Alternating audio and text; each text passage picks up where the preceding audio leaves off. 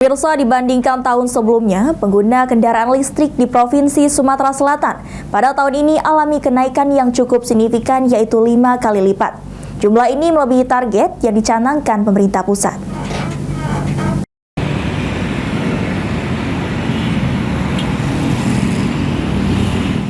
Kendaraan listrik berbasis baterai saat ini sudah mulai berkembang cukup pesat di Indonesia, di antaranya di Sumatera Selatan, sehingga pada tahun 2023 pengguna kendaraan listrik di Sumatera Selatan mengalami peningkatan.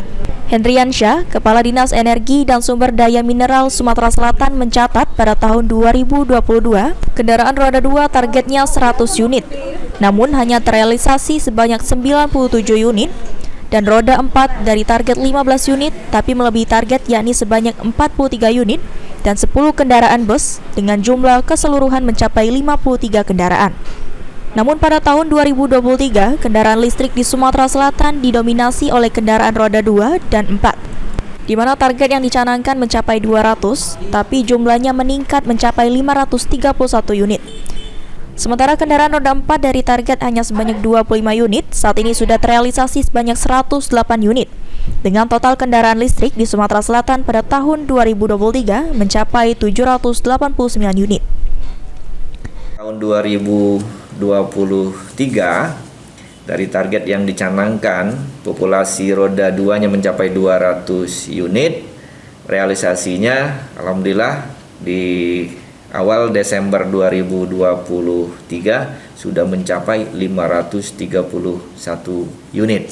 Sementara untuk kendaraan roda 4 yang berbasis listrik yang direncanakan hanya mencapai 25 unit, itu realisasinya sudah di angka 108 unit. Sehingga total kendaraan listrik yang beroperasi di Sumatera Selatan, baik itu milik pemerintah, BUMD, BUMN maupun masyarakat, sudah mencapai 789 unit. Meningkatnya kendaraan listrik di Sumatera Selatan juga diimbangi dengan pembangunan stasiun pengisian kendaraan listrik umum atau SPKLU. Menurut Manajer Komunikasi dan TJSL PLN Unit Induk Daerah Sumatera Selatan, Jambi dan Bengkulu, Iwan Arisetiadi, untuk penyediaan SPKLU di Sumatera Selatan, ada sebanyak 12 unit yang tersebar di rest area tol dan di 17 kabupaten kota di Sumatera Selatan. Anda masih bersama kami pemirsa. Akibat hujan lebat dan disertai angin kencang, tiang listrik yang berada di Jalan Sultan Mansur, Kota Palembang hampir ambruk sehingga menghalangi kendaraan yang melintas.